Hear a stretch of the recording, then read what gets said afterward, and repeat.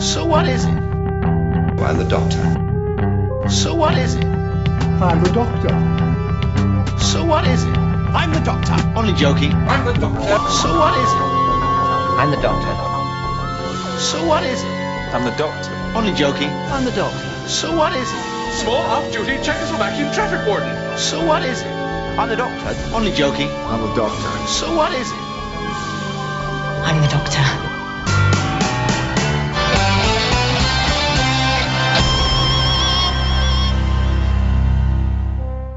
Alright dudes, it's time for another episode of It's Time to Rewind. I am known as Bubbawheat. Not the Bubbawheat, not first name Bubba, last name Wheat, just Bubbawheat.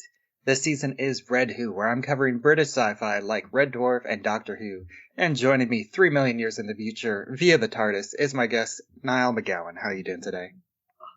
Okay, Bubba, but just took or Bubbawheat, sorry. But yeah, here the long way around, so it actually took me 3 million years to get here as well. So it's been a trek, but at last we're here. We can talk about some stuff. It's not just the one thing this time. Yeah, this is, I mean, we'll get to it shortly, but this is going to be kind of an interesting episode because a lot of the episodes that I picked, I had a Doctor Who fan help me choose some of the time loop episodes, and he didn't give me one specifically for the Matt Smith era. And so I used the fandom, and they have an entry on time loops, and they mentioned, I think they had like 3 entries. They mentioned the Big Bang, the Lodger, and Time, which is a minisode. And Space and time is the thing. Because yeah. And since space and time are minisodes, I figured I would go ahead and lump them in because I thought that would be a fun inclusion. And I chose the Big Bang because I did see that the Lodger was like the James Corden episode. Oh, yeah. But I didn't realize that the Big Bang was the second half of the season finale until I got to it. But luckily I've been going through my Doctor Who watch, and I noticed that there was only like 10 episodes away, and I had about a week to get there. So I figured that, and I had a day off on New Year's, so I figured, I'll just power through and I'll make it there organically instead of jumping ahead. And I think that was the right decision. Oh, so you actually did you make it in the end? Did you successfully catch up in time? Yeah, I did. It wasn't too hard. I think I watched like 4 episodes on my day off on New Year's, and then I did 2 episodes at a time, 2 episodes a day, which wasn't too bad. Yeah, not too shabby. But yeah, I mean, and it's all, because I would say too, the Big Bang stuff is like there's time loop elements, but it's like there's like little blips of time loops throughout, whereas space and time are both 100. Like, it's all about time loops. Like that's exclusively what they're dealing with. So. And I did also run through the Lodger, and that time loop is mostly just kind of in name only, because there's only 2 brief moments of time loops, but they're just kind of like 1 second long time loops. So it's just like, I think it's just at the very end, right? This is like I think I remember vaguely. There's like, yeah, it's just in the climax. I think there's like a little brief 2 second. Oh, it's a little quick clever way to get out of this. Is a little mini time loop thing, but no, it's kind of throughout because it's like the upstairs, you find out it's a hologram that keeps drawing in people, and every time that draws somebody in, it creates like a time loop while they're attached to while they're trying to pilot this version of this attempt at a TARDIS. Yeah. Just remember, like, that's the thing, because I haven't seen the Big Bang in like a while. But it was weird going back to it, being like, oh, that's right, they were setting up all these mysteries that, like, years down the line, you're like, oh yeah, I remember this, and all the fan speculation about it. And like that thing, like, there was another TARDIS, who did that belong to? Oh my god! Like, people were like going to pieces over it and stuff. And like, what did it end up being? Oh, it was nothing really all that important down the line. And all the stuff at the end of the Big Bang about like, oh, the silence and all this and stuff. And you're like, yeah, they're just aliens, man. You find that out pretty quick. They're just aliens. Well, before we go too much farther into talking about the Big Bang, I did want to know what's your history with the Doctor Who? How did you get started in the Who fandom? Well, it's actually, it's nice that it came on for this season in particular, because this is when I sort of really hopped on board. This has been what they call over here Series 5, instead of Season 5, of the reboot. And it was, I dabbled in Doctor Who before, just in that, like, being in Ireland, we obviously get the English TV stations there as well. So I remember when I was a little kid seeing repeats of like the ones with like Sylvester McCoy and just knowing they're like, oh yeah, but I didn't really watch them when I was a little kid because I liked cartoons, and anything that was live action was like, no way. So kind of caught bits of it, but sort of brushed it aside. Then I remember, I think I was about 10 when they tried to bring it back with the Paul McGann movie, and that was like such a big event that like even my parents sat down to watch that, and they're not even fans of the show, but they were like, "Oh, this is a big deal." And plus, back then we didn't have like cable or Sky TV, so if something along like that came along that was a big deal, it was like, well, yeah, what else are you gonna watch? Like this is the thing, you know. So I remember watching that as it like the day it premiered, and been like, "Oh, that wasn't very good," and then of course remember years later. And this is about around this time then I would have caught, just through cultural osmosis, when the show just wasn't on. Prior to 2005, you get the BBC on occasion would repeat, like, if there was some sort of anniversary came up, say in like 2003, it would have been like, oh, it's the 40th anniversary of the show or whatever. And I remember then seeing really, really old episodes, like proper, William Harkness, like Patrick Troughton repeats and stuff, and really loving the fact that like, oh, this show is like really genuinely quite creepy, because that opening, the original opening credits are like kind of vaguely terrifying to children. So it's like, oh, I like this vibe. This is great. Then didn't show anymore because they were like, it's just for this one weekend. And then eventually they're like, here it is, it's back now in 2005 with Chris Eccleston. By that time I was going to university, and I didn't have access to a proper TV. So I just missed a lot of it. And then from the bits I did see, I was like, this seems like a bit rubbish, though. It's a bit naff.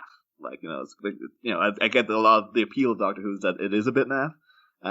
But so I sort of dismissed it offhand. And I remember seeing when David Tennant crossed over to him, it being a big deal. And I remember really loving his suit and thinking that was like the coolest outfit. I was like, I don't care about this show, but I like that guy's outfit. That he looks really cool.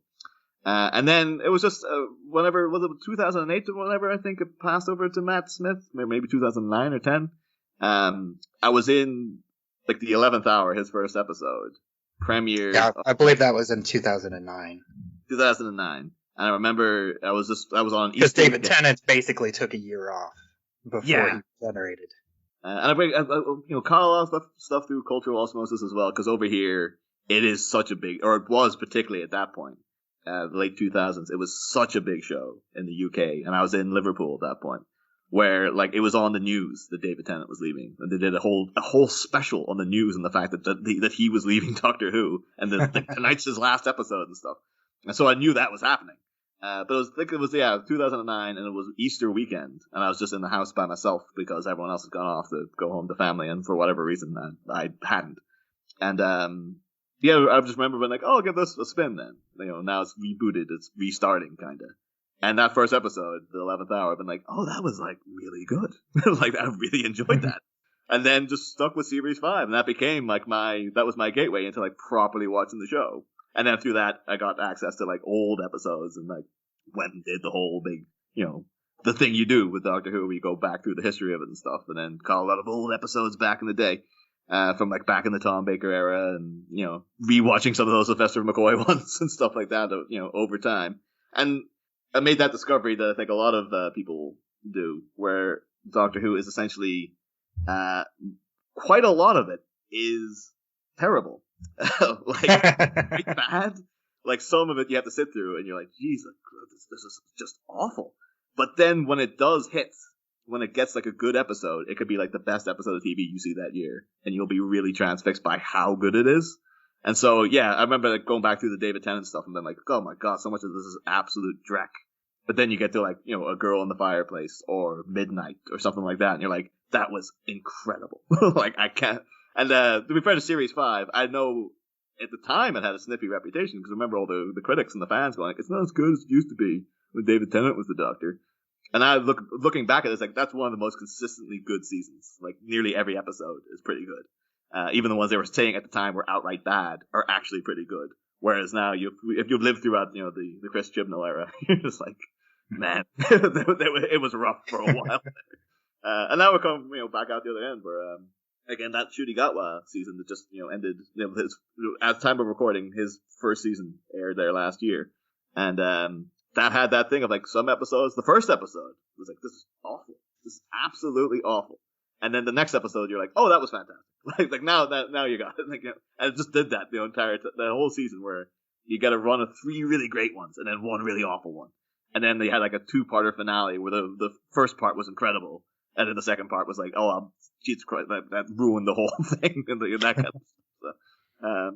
But yeah. So this era though, particularly this early Matt Smith era, where it's like the end of his first season, and I think Space and Time bridged between season 5 and 6. The Big Bang aired on June 26, 2010, and then Space and Time, they were filmed for Red Nose Day for for Comic Relief, the charity, and they aired on March 18th of 2011, about a month before the premiere of season 6.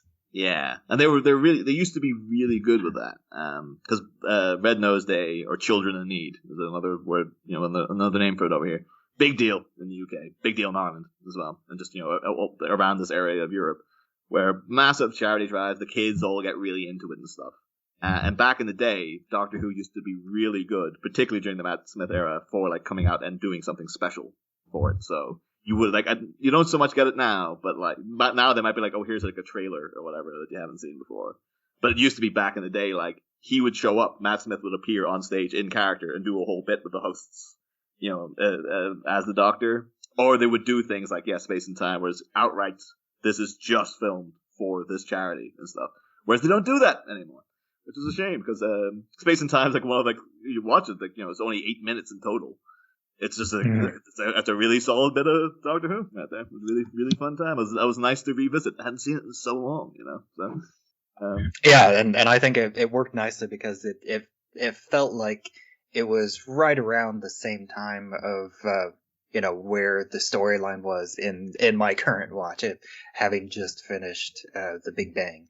Yeah, it was weird actually. Now again with the power of hindsight, because going into season 6 and stuff. This era, I think, is like affectionately remembered by people as being like, oh, the Ponds era is Amy and Rory, because Rory's much more of a main character going forward into season 6 and 7. Well, season 6 at the beginning of season 7.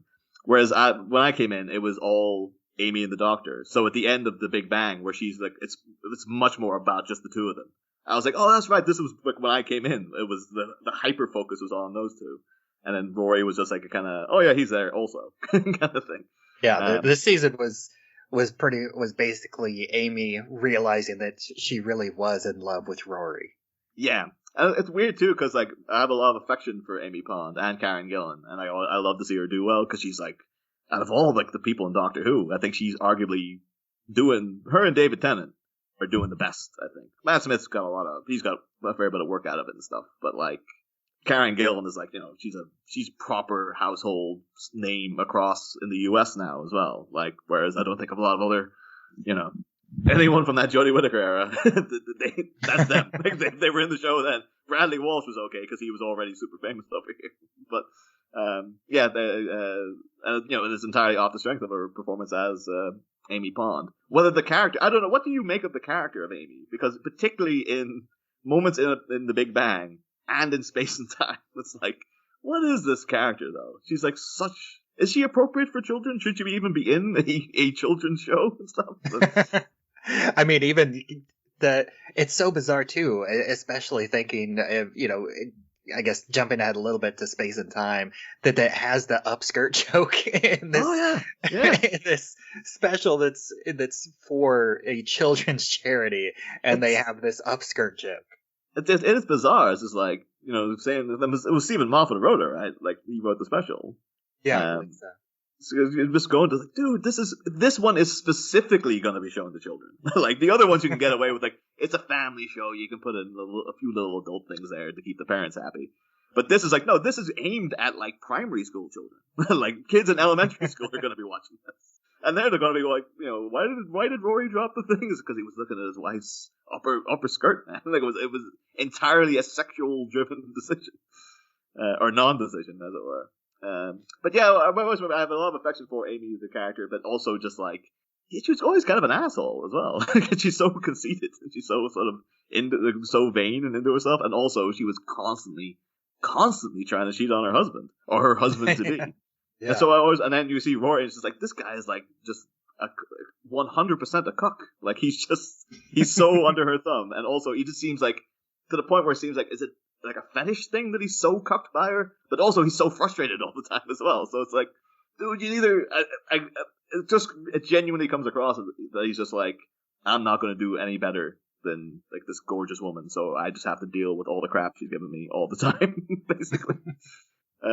2,000 years worth of effort put into that relationship, as we find out in one of these episodes. So, yeah, I'm curious how much of that that 2,000 year memory goes back into the rebooted Rory at the end of this episode.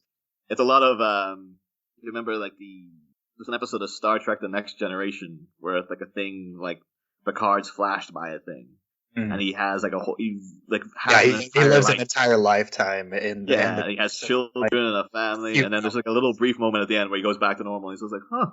And then that's never mentioned again. It's like, everybody like, the thing, because I know Stephen Moffat's whole thing, his approach to Doctor Who was like fairy tales. That's why it's like, Amelia Pond is such a fairy tale name and stuff. And like, the little blue book is a very fairy tale looking kind of, it's like a thing you would read, your children's stories out of and stuff.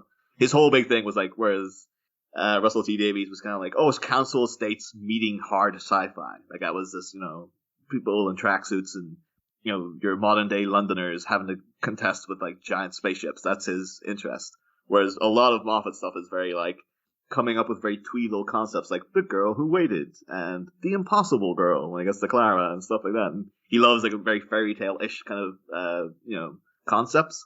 And I think that's why like his whole thing is like, this is a centurion who guards a box for 2,000 years. And that's a really fairy tale kind of, idea. But then the actual reality of what would happen if you had to sit for, living 2,000 years worth of existence never plays into Rory's character going forward. He never changes his haircuts. He doesn't seem to have any.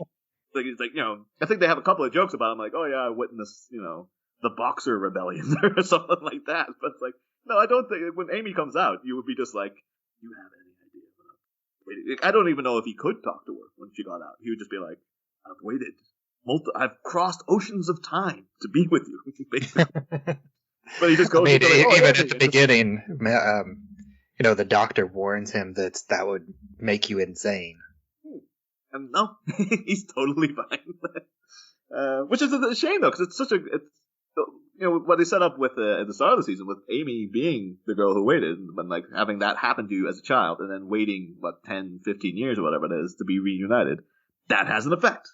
And then the girl in the fireplace, the concept of like, not getting there in time, then the person you're going to get has just died of of natural causes and stuff.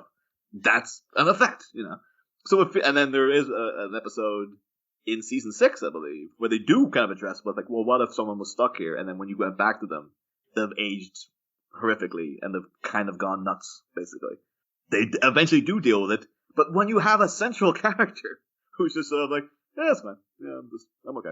It makes him seem like, he's just so under the thumb that he's just like, yeah, I'll wait 2,000 years. It's fine, honey. Like, that's all right. And then again on his wedding day, when Amy swaggers over to the doctor looking to snog him, it's just like, dude, say something to her, will you? Like, just have a word. The doctor can't do everything for you. Come on, man. Yeah, and I do think that it's interesting to me the progression of companions and their choices from the new series, because I feel like Rose was always just, she was just a normal girl, and Martha, she was again just a normal nurse living a normal life, wanting this adventure. And then you get to Donna, and then for some reason, like Donna, there's something special about her, and she's like the first companion that was like predestined to come along with the Doctor, because she just appears in the the Christmas special with the wedding, and then throughout her season you find out that there's something special with her, and then he has to leave her at the end. She's the one that saves the day because she is who she is, and then we get to Amy / Amelia, and again, this is a character that was like almost predestined, or that was predestined to be the Doctor's companion, because the crack in her room, which took her parents, was caused by the TARDIS exploding at the end of the season. Yeah. I can kind of accept it a bit more with Amy, because he has specifically been like, okay, there's something happening here, so I'm targeting you to bring you along, kind of thing. Rather than just magically finding out midway through, like, oh, what do you know? Like, it's very much a thing of like, oh, there's something up here, I'm going to bring you along. It's actually like this entire season was a big time loop, because the event that caused the crack was at the beginning of the season was what happens at the end of the season. Yeah. It's and yeah, but at least though, there's a kind of bit of thing throughout the season as well, where he's keeping from her why he's brought her along, that kind of stuff. Which again just adds a little bit of mystery. It's always good to have the Doctor portrayed as someone with a bit of shiftiness, a bit of something like maybe you're not like 100% on board with what he's doing. That's always a nice little thing to throw in sometimes. But yeah, it continues that way too when you get to Clara. It's just like she is the most important person who's ever existed, and of course, and you're just like, oh, come on, man. Whereas like they really should bring it back to and try to concentrate on just like new types of people. But even in the latest season, like Ruby Sunday is just like, yeah, she's like the most special person who's ever existed. There's all these miracles happening around her, and you're just like, dude, just get back. Like, the old concept was just like, here's someone who just happens to picking up Ace. If Sylvester McCoy was just like, she's here, hey, you want to come? And Tara been like, oh yeah, I'll go with you. And why she turned out to be the best companion as well. So yeah, that's one that I was actually surprised, because somebody on Threads has been sharing like the companions timelines, and I watched which one was A Remembrance of the Daleks. Oh yeah. And I was kind of surprised because I saw that on the Ace timeline, and that was only her second adventure, and I was surprised because that did not feel like a second adventure for a companion. Oh yeah, no, she was just a great character. Just got on board and was just very solidified very quickly. You knew exactly who she was and what she was all about and stuff, like from the word and go. she was by far my favorite companion out of the classic era of the one. Oh, totally. Oh yeah, no, for sure. No, she definitely is. It's astonishing it took as long as it did to bring her back. Like, and she's only been in it again like once. It's like this would have been like if I had been in any way in charge of the show back in the day, I would have been like second season of the reboot. I'd be like, oh, so you're gonna bring back Ace, right? Like, I know you're bringing back Sarah Jane because you gotta, but like, also you could just have Sylvie Allred isn't old, she could just be part of the show, But yeah, that's I guess should we dive proper into the Big Bang, or are we just focusing on the time loop elements, or the whole episode, or what the whole episode, and which I guess it kind of revolves around the entire 2-part finale for more or less. Although I think we can focus more on the Big Bang because the Pandorica Opens really is a lot of setup, and all of the payoff happens in the Big Bang. Yeah, it's the Pandorica Opens is a big just like it's just leading up to that one twist, which they were like, oh, that's a good one. Where it's like, oh, it's this box. It has the most dangerous thing in the whole universe in it. What could it be? Oh, guess what? It turns out that thing is, in fact, the Doctor himself. And I'm like, oh, my God. And, there's just like, oh, that would be, like, I could have just been a 2-minute sequence, But it's like, no, it's the whole episode.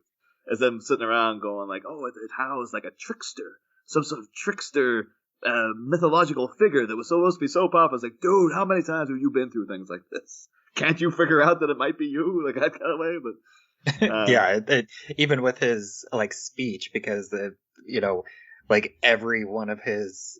every alien race that's ever existed is basically converging on this point, and they're all working together to trap the Doctor into the Pandorica, which is basically a prison. Yeah. It's the fair thing. It is a nice little twist, but also you don't need a whole episode setting that up. You could have just. But then again, I remember at the time when it aired, because that episode just ends with like the stars going out and just looking like the universe has ended. And then you're just left for a week of being like, so what happens next? And like they didn't show you it next time. It was just like, and then they had Stephen Moffat coming out going, no, the next episode is just like 45 minutes of like a black screen. Yeah, because the universe has ended. So like that's what happens next. And then when you get there, it does very quickly once we start establishing the time loop stuff within the first like couple of minutes. One of my major problems with the show overall. And I know it's an element that people really love, but it's the Murray Gold music, because like it's quite a somber scenario where Rory's come back, but he was sort of brainwashed into being like a plastic centurion. It's explained in this episode, but he killed Amy by mistake, or by he didn't know what he was doing, kind of thing. So it's supposed to be a big sad his programming killed Amy, while his personality didn't want to. And so it's a very somber little moment. But you gotta go for about 20 seconds. And then before the Doctor even appears, you get this jaunty, silly music kicks in. And it's all... it's like, Murray Gold, I think, again, much like the show itself, he has his astonishing moments. Like, there's parts that he does. Like, even at the end of this episode where he has that weird theme he keeps bringing back, where it's kind of like he's reversed the notes and stuff. That's good music. The music in Midnight is fantastic. Amy's theme, if you go into like her first episode when she's like a little girl and sees the TARDIS crash, there's a lovely bit of music there. But for the most part, that guy he doesn't know subtlety. He's just everything's big, bombastic, jamming in what you should be what emotions you should be feeling, and he way overdoes things. And I always wondered, like, these episodes, even episodes that don't work so well, would be much better if Murray Gold wasn't, if they got someone else in to do the music. Because I just think he's oversaturates. He just overdoes everything. Although maybe you're a massive Murray Gold fan. I don't know. But maybe you're just sitting there like, I can't believe you invited this filth onto my show to talk about my man that way. I didn't. The music is something that I don't always pay attention to unless it really stands out as being extra good or extra bad. And as I was watching it, I didn't really notice the music one way or the other. Oh wow! Oh no! It's like a cheese grater to me, like, because it's just so like. I guess in that situation, it's supposed to be like, well, isn't this funny? Hey, the Doctor showing up, he's got a mop and a fez, and it's like, wait, wacky times. It's like you don't have to go so jaunty and so like, hey kids, everything's okay, we're back in silly fun time. Like, no, just dial it down a little, man. Just dial it down a little. But and after that week of tension, though, where you're just like, well, the universe has ended. How are we going to get back from this? Jumping in then immediately kind of with a joke, where it's just like, hey, wait, no, something crazy and wacky and silly is happening. We're going to be all right, everybody. Like that, I don't mind that so much. It's just it's just that music. It just slightly ruins it for me.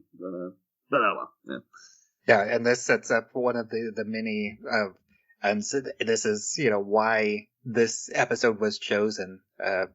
These are like kind of the predestination time loops where the people in the present, it's something that's like it always happens this way, but it happens because of the future, the involvement of something in the future. And so it kind of creates, it's a self-creating loop in a way.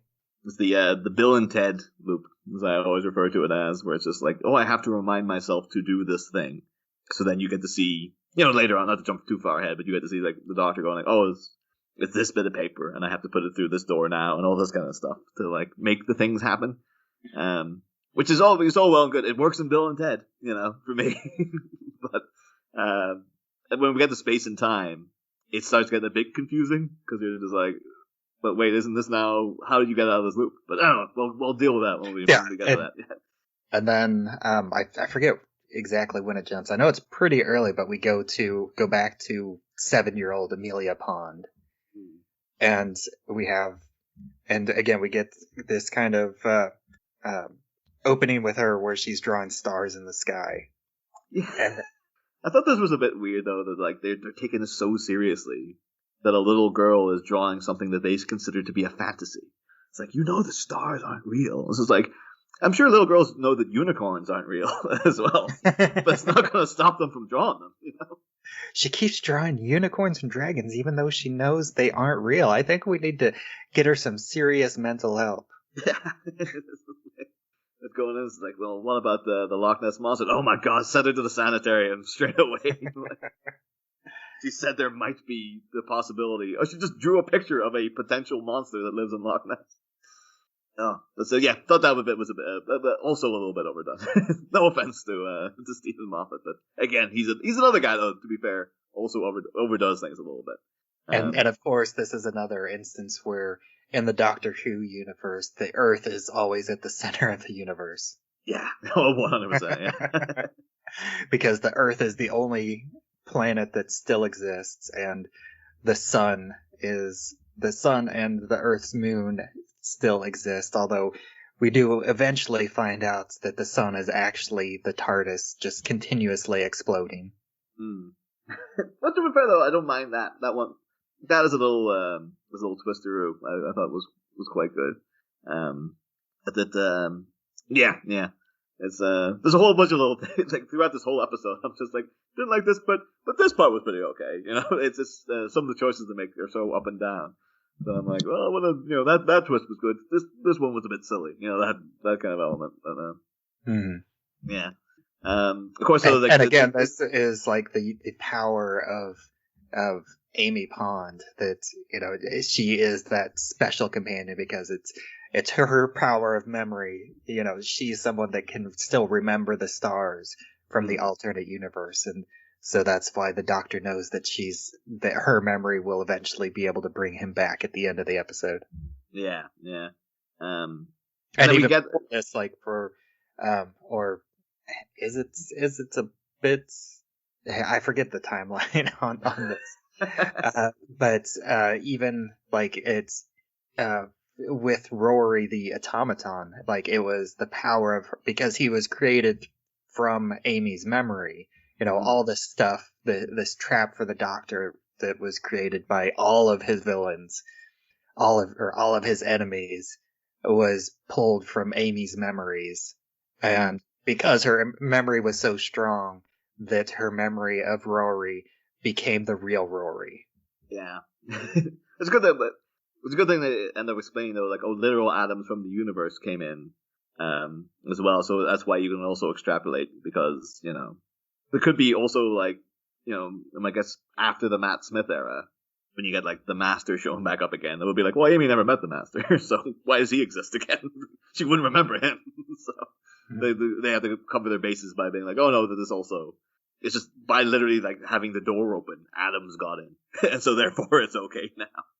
Yeah, it's like I literally I started listening to true crime podcasts, and one that I listened to recently was talking about a new technique that they developed in I think like the 90s or 2000s, where they can basically take a very tiny sample of DNA and they're able to basically replicate it so that they can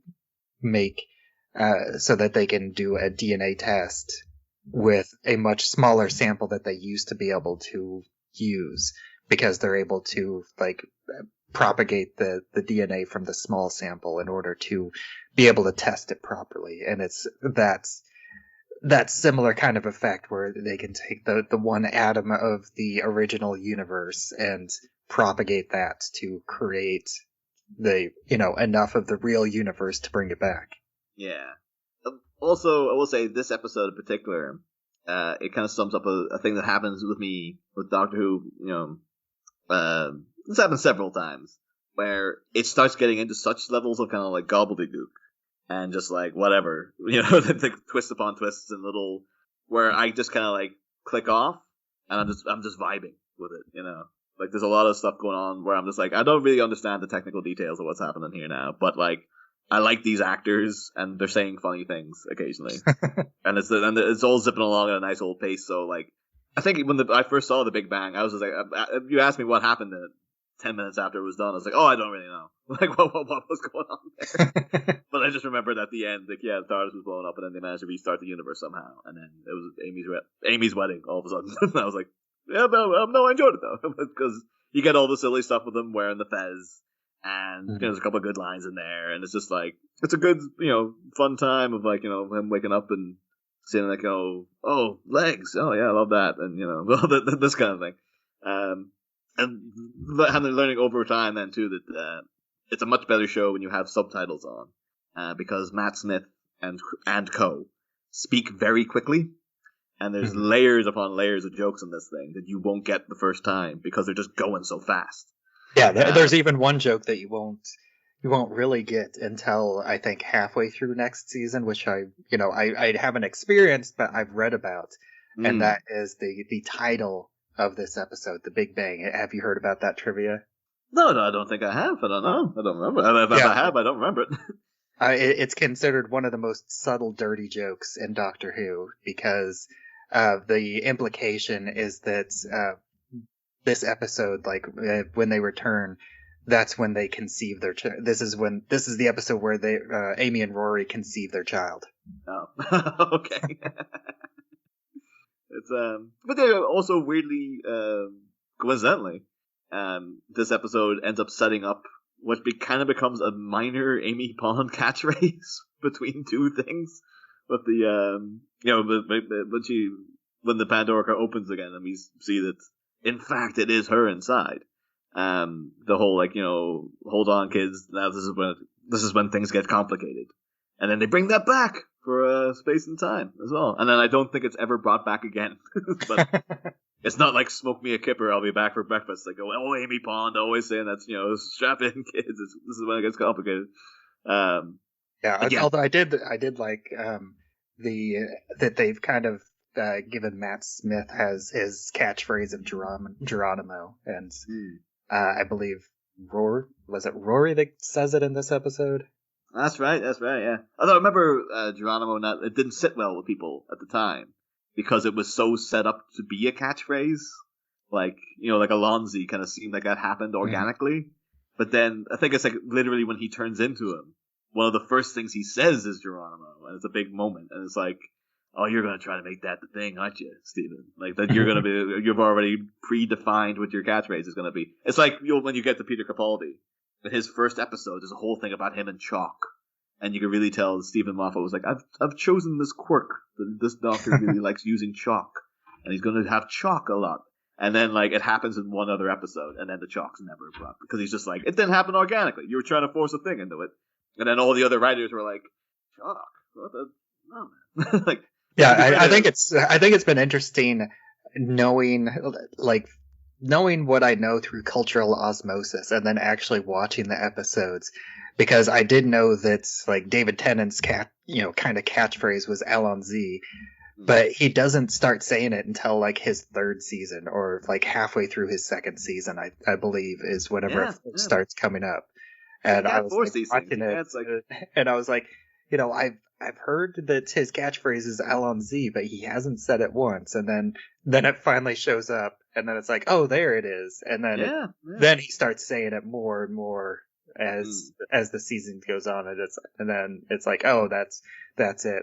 Yeah. And about the only thing that I knew about Matt Smith is the fez, and then I see it as like the throwaway joke in this episode, and I haven't looked ahead much, but I did share it on social media, and somebody did tell me that it does return at some points, but that's yeah. what they say.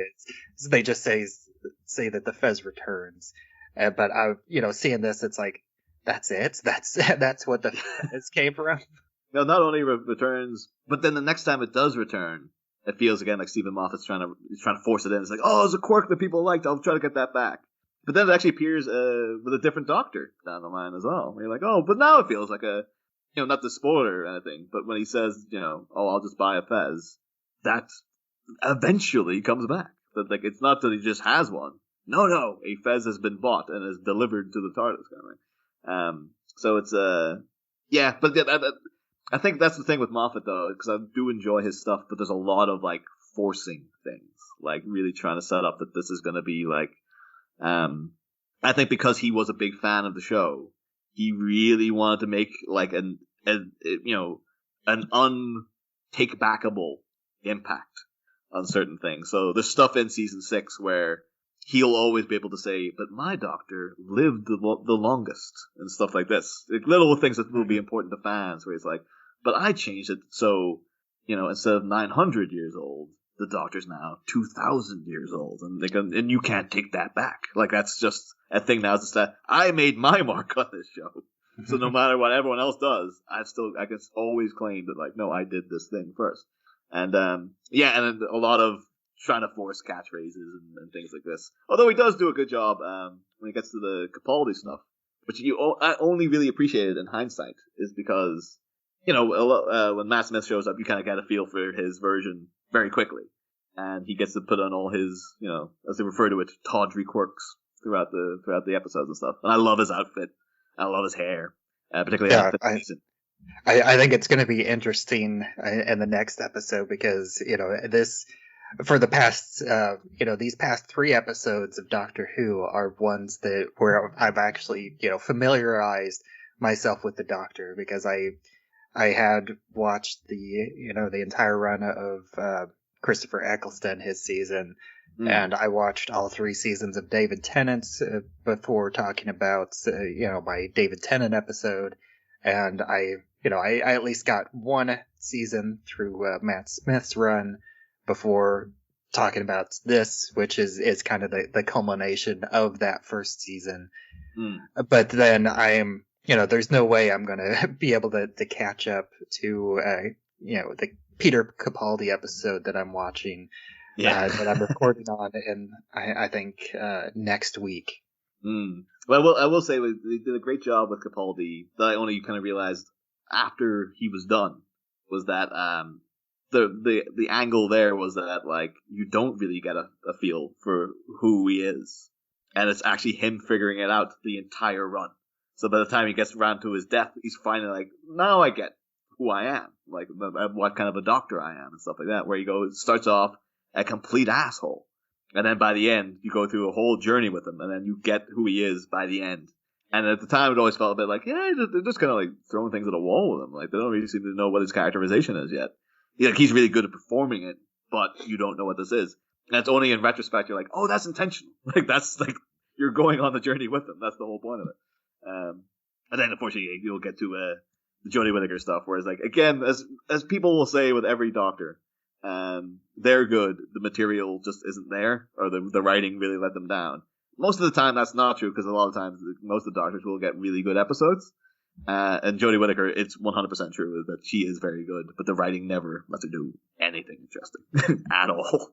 And I'm, I know I'll talk about it quite a bit because I feel like I kind of lucked in because my first episode of Doctor Who ever was Eva the Daleks, and I feel and I believe that is considered one of her better episodes. It is. It's a good episode. Pride of Ireland, Aisling B in there as well, I believe. That's Aisling B, right? But yeah, the episode. Yeah. I was just making sure that was I was taking a swing there. It's like, oh my god, well I'm wrong.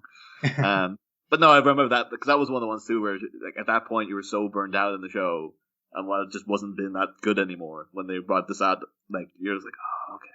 And then when it turns out to be good, you're like, oh great, now it's back again. Like it does that thing the whole show repeatedly does, where you're like, I don't know about this. This all seems a bit stupid now.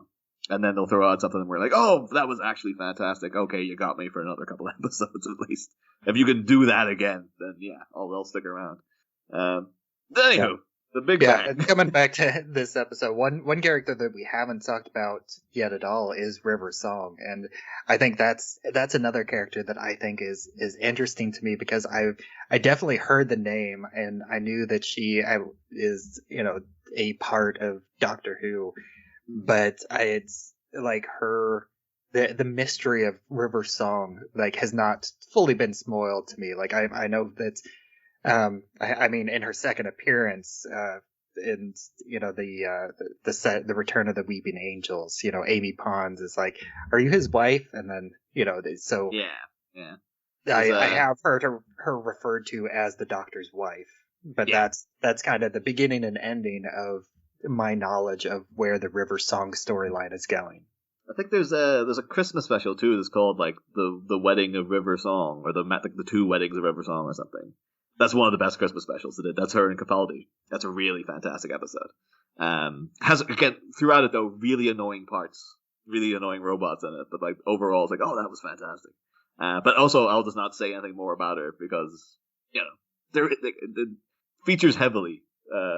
Like her identity is a big deal as the show goes on and stuff. So I'm not mentioning anything about it, Yeah, and I do like her introduction of the character because I refer to it at one point as like it's kind of like they're Benjamin Buttoning her. Yeah. Where her first episode is like potentially the end of her life. When in the library where she gets she gets turned into she gets dialed into the Matrix. After her body dies, and then it's and then every time, but she has this entire history with future doctors, and then she keeps appearing, and then it's like earlier in her life, but it's still she still has this information about stuff that happens in the Doctor's future that hasn't happened yet. Well, they do a really she was a really good character overall. And it introduced a completely new dynamic where, because usually it's always the Doctor is the person coming in from the outside who kind of knows enough about everything and is able to like solve mysteries, but also is like super intelligent, so has a grasp on the situations, etc., etc. But this was someone who come in who was just like, no, she knows way more about what's going on than he does. So he's at a disadvantage constantly. I've been like, I don't know you, and you can't tell me what the hell, So. Yeah, she kind of feels like a variation of the Jack Harkness character. Like she's kind of a female Jack Harkness, except she only has eyes for the Doctor, but she has this mischievousness surrounding her, and she's like always so carefree about everything. And then as you learn a little bit more about her, she has this dangerousness because she's always seems to be in prisons. Yeah. Well, you see, like in this episode, she flat out just like she has a Dalek begging for mercy, and she flat out kills it. Like it's she's got a dark side, like or the dark side might just be a dark hole. You never know. It's just like that might just be her whole thing. It's like, oh no, do whatever.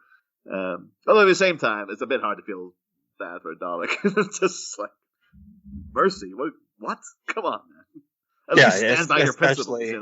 Especially right after he, theoretically killed the Doctor, even though he didn't actually kill the Doctor. And also, what are you expecting her to do? Like, all right, we'll put you in handcuffs and you can come with us. Like, what do you think? No, all she's gonna do is kill you. Although I think there's a little bit of intentional sort of because around that time. She's all about things like, oh, the first rule is the Doctor always lies and stuff. And then they're like, oh, what happens to the Dalek? It's like, oh, it died. Like, kind of not saying I killed it, but just a sort of dodging around the truth of like, oh, I just flat out murdered this thing. To be like, it just died. Something happened to it, and it didn't make it somehow. Yeah, that kind of reminds me. I started watching Poker Face, and oh yeah. I'm only 2 episodes in, but that's such a great show. But something that you very quickly realize, and I know it's like done for writing effect, but very quickly a lot of the characters in that show learn how to lie without lying, or learn how to lie by omission. Yeah, I think that's consistent throughout. Where it's not even sometimes they're not even intentionally doing it. They might be telling the truth, but they're just not like landing on the thing that will tip her off, kind of thing. But it's such a great show. Can't wait. I'm hoping that's back pretty soon because I know they're filming. They're mid-filming season 2, so I'm hoping it's going to be a speedy speedy process getting that back on the screens because it was really fantastic. I just want to do a quick shout out as well, though, because I'd never usually look into this too much. But I looked at the director of this episode, a guy called Toby Haynes. And sometimes you'll get the odd Doctor Who director who will like go on to do some notable stuff, like one of the directors went on to do Polite Society. It was an amazing film from a couple of years ago, and We Are Lady Parts was another great British TV show, where she was like the writer director of all of that. And some of the best episodes of Doctor Who are directed by Rachel Tallahay, who did like Freddy's Dead, The Final Nightmare, and Tank Girl. And you're like, wow, what? But yeah, when you turn around, it's like, are we gonna get the Doctor playing with the power glove in this episode? Like, no, she can do proper stuff. It turns out. And now Toby Haynes went on to do several episodes of Doctor Who, all of them pretty damn solid. He would follow this by doing because I think the Pandora opens and this were his first dips into this pool. But he did A Christmas Carol, which was the Christmas special directly after season 5, which was one of the best episodes they ever did. It's just like one of those standalone episodes. You can just revisit it whenever. And yeah, it's kind of become like the Christmas thing. Is like, oh, you have to put on that episode because that episode is amazing. And then yeah, he does a couple of the first 2 of season 6. So you're kind of in strong hands there for a while. But then went on to work again with Moffat in Sherlock. But apparently he directed quite a bit of Andor, the recent Star Wars sort of sleeper hit, where when people, no matter what state Star Wars is in currently, people are clinging on to like, but Andor was good though. Like that was that was amazing. If they could do more stuff like Andor, well, his little Wikipedia pop up also lists Black Mirror as another. Oh yeah, what Black Mirrors did he do actually? I don't know. I'm just looking at the little pop up whenever I hover over his name. It mentions Doctor Who, Sherlock, Black Mirror, Andor, and the television film Brexit: The Uncivil War. Oh, he did USS Callister. He did the Star Trek spoof. Well, there you go. Like that's the one everyone loves. That one as well. So, the one with Jesse Plemons and Christine Milioti. Like like that's one of the most acclaimed episodes of Black Mirror they ever did. Made by the same guy who did this. So yeah, why the guy isn't hopping over and doing films then is beyond me, because he seems to be very TV based. But maybe that's his thing. He's like, I don't want to. Like I'm happy in where I'm at currently, because I get to play in other people's pawns, but do like the best job with their pawns, I guess. With the pawns right here as well. By the end of the episode, they will be the pawns, I guess. But yeah, so the Big Bang.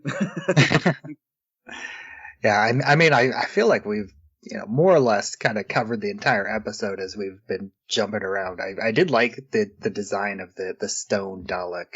I thought that was interesting, and that was like a good like sowing the seeds of how they would eventually solve the problem with how this stone Dalek got brought to life by the light of the Pandorica. Yeah. And I also feel too that it's a little bit like we covered in on Batman. If people don't know me, I did a show Batman where we cover the Batman films 1 minute at a time. One of our seasons was on Mask of the Phantasm, and a frequent complaint we had with that season was people were like, Mark Hamill's Joker is Mark Hamill's the Joker is great. Why is he in this film?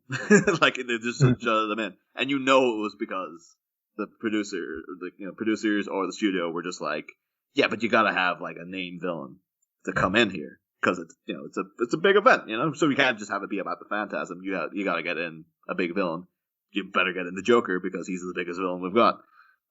This also feels like it's a season finale. There's no real central villain because the central villain is kind of like the situation that they're in. So there's no one to like sort of aim at. But then it's like, well, you gotta get in a villain. oh, you might as well get in the Dalek because they're just the go-to villains of Doctor Who, no matter and what that happens. that did kind of feel like a setup too. Whenever they had the last episode with the Daleks, and then they had the resurrected Daleks with the pure Dalek DNA, and they had like the row of like the flying V of the 5 Daleks all in different bright primary colors, and then those were the first ones that appeared whenever all his enemies started appearing, and you're like, oh, that's what they were setting up. This is the Daleks, and then everyone else appeared, and you're like, oh, I guess not. Also, we'll say too that in that episode, the little thing with the Jammy Dodger, that comes back as well, and that also feels like, oh, now we have to make it a thing that he's really into Jammy Dodgers. It's like, it was just a throwaway thing, man. You don't have to force every joke back in. And there's one actually, you won't get to it for a while, probably. There's a thing that really bugs me. There's an episode. Well, I won't get into who it's with, but there's an episode where the Doctor's tending to someone who's fallen asleep. He's leaving them like a glass of water by the bed, and he gets out a packet of Jammy Dodgers, because that's what Matt Smith's Doctor. He loves Jammy Dodgers, apparently. It's the thing they've decided is a thing now. And he takes a bite out of one, and then leaves the rest of the biscuit back, right next to a whole packet of them, and a half-eaten one. And I was just, at the time, I was like, dude, just finish the one bite of Jammy Dodger. What the hell is this? So I don't know if I'll ever get to vent that frustration anywhere else, but while I'm here talking about Matt Smith, that's always bugged me. So, but yeah, I guess we haven't. We talked a little bit about like the causality time loops that pop up quite a bit in this episode with the dying Doctor, and then he's like, I die in 12 minutes, and then that we see the resolution of that. But there's also, I think, before that, the much more like repetitive time loop. We do see a little bit of that because River Song, she is stuck in the TARDIS, and she's being kept alive because the TARDIS is keeping her in a time loop, and it's like one of those very short time loops. It's only about like a 10-second long time loop. So we see her here kind of repeat the same action about 3 or 4 times in this, where she's like just trying to get to the door, and then she opens it and sees just a brick wall, and then she says, I'm sorry, Doctor. I wonder if that had an influence on the end of Doctor Strange. Or she says, I'm sorry, my love. That's what it was. But just the whole I've come to bargain thing. It's like every time it's Doctor Who, Doctor Strange, and such a big show with people. I do wonder. So it was Scott Mendelsohn was the guy who made Doctor Strange. I wonder if there was anything of like, time loop, and just coming up and someone trapped in an eternal loop saying the same line over and over and over again. And I have wondered in the past if that had any influence on it. Where we kind of swiped it from that episode of Doctor Who. But what do you call the villain? Dormammu or Dormammu? Yeah, Dormammu. Yeah, so Dormammu have come to bargain. It's like it's the same idea basically. But I think my favorite time loop within the episode is the one that doesn't really need to happen, but it's just that Amelia Pond, 7-year-old, who's now all grown up too, which is always disturbing to see when people are like, look, she's the same age as Karen Gillan was in the episode now, and you're like, I don't want to be reminded that I'm growing old, thank you, because I was an adult when I saw this, and now I see this little child is now a full-grown adult as well. But she just mentions that she's thirsty. And then the doctor's like, oh, well, it's all now is the day, isn't it? And then just while he's doing everything else, he goes and steals her drink from her when she was younger to give it to her later on. To be like, oh, there you go. And, it was her drink from earlier in the day. Yeah. So there's a little mini mystery of who swiped that drink out of her hand. And it was just the doctor had been like, you're thirsty, I'll just steal your drink from earlier and then give it to you now. Which I thought that's that one's a cute little one to throw in. Amongst all we need this all for the universe to reset. It's like, while I'm here, I'll also just do this. So, I also thought that was kind of a weird element to include whenever, she's going back to the beginning. She's dragging her mom to the museum because that's what the note told her to do. And yet they stopped to get a soda at some point. I think I'm not too sure if it's a soda or if it's like a slush puppy kind of scenario going on there. I thought it was my mind went slushy, but it could have easily been a soda. We don't. I mean, we don't know. it's just a generic drink cup. Yeah. But yeah, that's kind of all the time loopiness of the episode is just and then at the end they remember. Well, shout out again to Matt Smith because he does a really great performance when it's become apparent that he has to be the last thing to kind of stay on the other side of the crack, and he does get a good, he was always really good anyway, but he gets to have this nice little quiet moment with Amelia by the bed, and he's just like, gets to talk about all the stuff that they've done and the stuff that won't be remembered and the stuff that will be lost and all this kind of thing, and you get that real that sense of he's an ancient being in this young dude's body. And he's kind of getting very philosophical about stuff, and it's just really well played by him. And you're like, I understand why this guy had a career after the show, Yeah, Matt Smith, star of Morbius. Yeah. To be fair, having watched Morbius, he was the star of it because he was the only guy there, been like, you know what, the hell with it. Like, seeing me dancing, why not? Like, I gotta do something to get through this, So, yeah, and then of course, Karen Gillan, like, she gets to show her acting chops in this wedding scene too, and I think she gives a fantastic performance here as she sees all these hints and the whole something borrowed, something old, something new, something borrowed, something blue, and that's all connects to the Doctor, which I thought that was like a fun little brilliant little thing because it's borrowed, and this is kind of where I feel like they have kind of mentioned it previously, but this is like one of the more recent episodes. Like, they haven't talked about it in a while, where he mentions that he stole the TARDIS.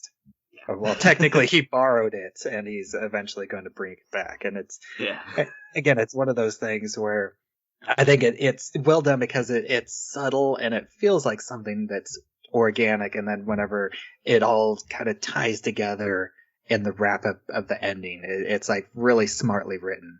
Yeah, no, that is all really rock solid stuff as well. And of course, he comes out wearing a tuxedo, and he's like, "No, I had no idea that this was going to happen." Yeah. And I will say, my favorite Amy moment in the episode, even though it is, again, my problem with her has been like, man, she seems to really just constantly want to cheat on her fiance. But I love the swaggering walk she does over to the Doctor with, like, and you may very much kiss the bride. Because she instantly goes into saucy, sexy Amy walk. And it's just funny, because it's just like, Jesus Christ, will you turn it off for 2 seconds? Except, at the time, too, it was like, there's so much to get into with Amy Pond. It was like, I met this guy when I was 7, and he, like, psychiatrically traumatized me, I guess, to the point where, like, he was an obsession over years. And then, even though this is the day before my wedding, when I met him, I now want to bang him. It's like, there's a lot going on there. Like, lady, you need to get back into therapy, I think, to deal with the... And then poor Rory's just having to be there. Again, nothing against Arthur Darvill. Very, very good performer. Went on to have his own career, Legends of Tomorrow and stuff. He did solid work afterwards. But he is there just as been like... And also Rory's here. We have the two big flashy characters and the guy. One episode he gets to have a ponytail. That'll make him interesting. But yeah. So good. Yeah, but a really good end to the season. It's one of those ones though. Like season 5, so it's almost completely standalone in many ways. Because even though they do all the stuff at the end, it's like, the silence and who is River Song and stuff. I'd say, like, if you ever want to say to someone, just watch one season of Doctor Who, I'll be like, just that one, because you're introduced to him, you're introduced to her, and by the end of it, you go through a whole big arc with them, and at the end, they go off and have other adventures, and you can choose to watch them, or you could just leave it there. It's totally fine. Yeah, although I will also say that as I was going through the season, I was not sold on the crack. I was very skeptical that they were going to stick the landing on this crack in the universe. I was like, they keep bringing this up, I know, and I can't imagine that it's going to have a satisfying conclusion. But they they managed to do it. I think it worked, and it really helped make sense on why they kept running into this crack in the universe by connecting it to the Doctor. Yeah. It also has I remember the time that people were kind of rolling their eyes at it as well because it was another bad wolf scenario where like, you don't have to do this all the time. You don't have to always set up a mystery that has to resolve throughout the season. But they will continue to do that. So like it's for whatever reason that has just been set in like the showrunner manual. No matter who's taken over, they're like, oh no, you have to set up a thing that pays off way later and stuff like that. And now they also the 11th Hour, as good an episode as it was, it has put them in the bind of like, oh, we wasted our Olivia Colman cameo. Like, we just had her there. We had her on set, but she wasn't that famous at the time. She was just Sophie from Peep Show.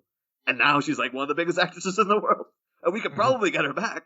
But also, we already had her on the show. So we're going to have to do a Capaldi thing. We're like, well, people are going to know we have to have a reason why it's a different person and stuff. So. Okay, I was said, though, again, not to spoil anything come down the line, there is a reason you find out why Capaldi looks like the guy from Pompeii in the David Tennant episode. I don't think they needed to do that, because you could have just been like, oh, who cares? Like, well, it was the same actor, so what? But they do at least bring that back to be like, no, there was a rationale behind why the Doctor has that face of a guy he met already. Yeah, I've heard that, that one sentence explanation of that already. Yeah, and you didn't need to have it, but I guess if you choose to have it, they'll be like, well, I suppose, and that's a perfectly okay one. But also, why it's and I think one sentence is enough. That's enough of an explanation. They didn't need any more than that. Yeah. And then someone in the background is like, but why was Amy Pond in that same episode too? It was one of those weird priestesses. It's like, it was just the same actress. All right, just get over it. We hire the same people sometimes. But that's all you needed to do the first time. He's just like, I don't recall being in Pompeii. Like that's something. Who cares? Yeah, and then I think I did want to talk just a little bit more about space and time. I think we covered a lot of it already, but that's another one where it's like the epitome of the causality loop, right? Because they do, which I love and hate at the same time, because they're giving themselves new information, but it came from nowhere, because it came from their future. The knowledge came from their future self, and they're just repeating it, but it came out of nowhere. It's 100%. If people haven't seen it, I will say someone on YouTube has joined both episodes together, but they put in the loops. So when Amy goes through, they repeat that scene over. But then at that point, you're like, but then wouldn't it just keep going? So if you do it, if you put it in twice, you have to do like a 10-hour version where it's just like, no, it's just that loop playing over and over and over again, which is something that someone should do, quite frankly. But no, I remember rewatching it today. It would be fair enough if it was just like Amy saying, oh, it's what the Doctor told me to say, because then you can be like, well, the Doctor just knows that. That's fair enough. But she's like, no, you tell me to say that. Like, I, Amy Pond, I'm told by you, Amy Pond, to say this thing. This is information that you get from me. Where did that enter into the timeline? Never explained. You can't explain it, because it literally makes no sense. So. Well, I mean, I guess I think the best explanation is that it came from the TARDIS. But just the TARDIS itself explains what was going on to one of them, and then the TARDIS made it happen, right? Because I think that's. I mean, technically, I guess it started because Rory dropped the thing, but yeah. So I guess we have to get to this point though, where again, this is for children in need, and so much of this two-parter is just kind of concentrating on like, isn't Karen Gillan hot? And like, isn't she really? And then isn't she like Amy Pond, just a total sex? But they have a threesome joke in there too. A threesome joke. There's an upskirt joke. There's a bit where she's looking at herself, and then the whole thing is just like Rory's just dumbfounded by the idea of the two of them being there, and it's all just the insinuation of what he could do. The fact that what did I do to earn to getting slapped is because he's thinking about what could I do with two Amy's and stuff. And it's like, I remember throughout the show, like, she's flirty and stuff. But this is just like, oh yeah, she's just like a saucy minx. And all Amy Pond thinks about is short skirts and getting laid, and it's like, and how gorgeous she herself is. And you're like, I feel like you've dialed this way up just for this little comedy special, which again is for a children's charity. So I mean, I do think it's funny, but yeah, it's gonna it's a completely different mindset whenever you realize that this was made for a children's charity, and even the joke about how that she passed her driver's test on the first time because she was wearing that skirt. Yeah, that very skirt. And then, but so many good little lines though, because it's just like Rory saying to the doctor, like, "Oh, have you ever seen Amy drive?"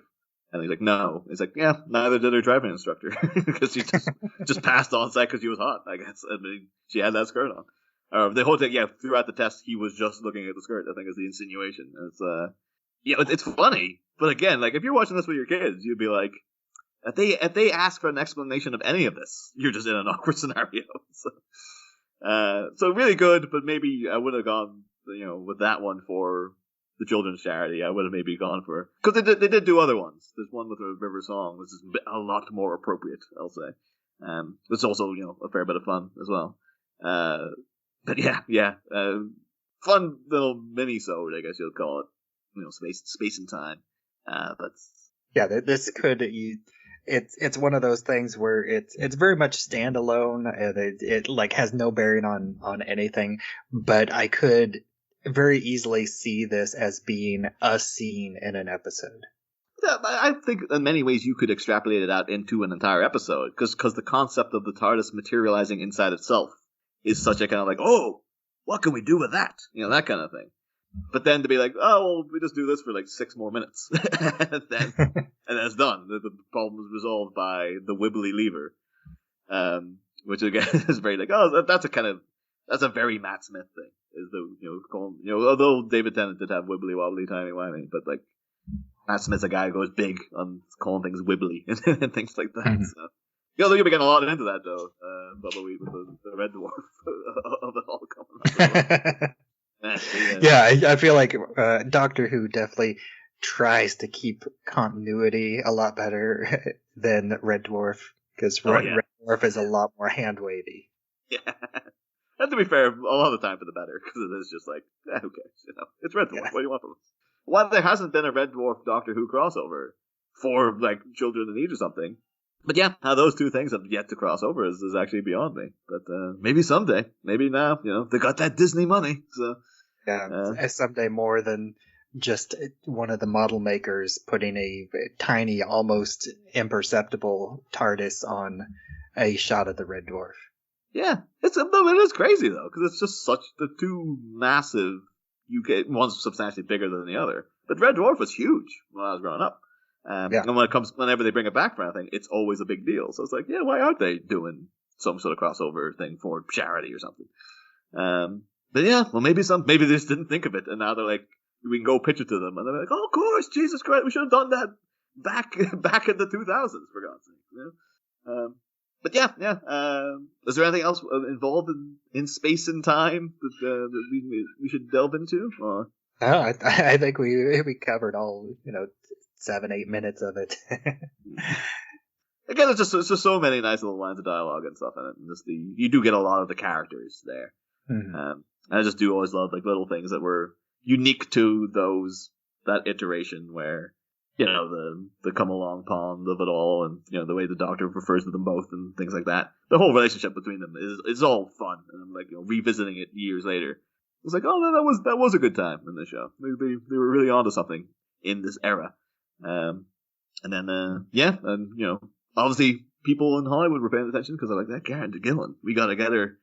We gotta get that lady, but make her bald and cover her in makeup, and then put her in, and make her a completely different character. I feel a little bad for her as well, because she's actually a really good actress, and I like Karen Gillan quite a bit. But because I'm so familiar with her as Amy Pond, every time she's speaking as Nebula, I'm like, that ain't your voice. Like you're putting on that's a fake voice, man. Even though David Tennant doesn't sound like that either, but I'm just like, no, you're Scottish, Karen. Like you can't put on this Marilyn Monroe meets Clint Eastwood voice and expect me to not know that it's Amy Pond under there. Like it's very distracting to me.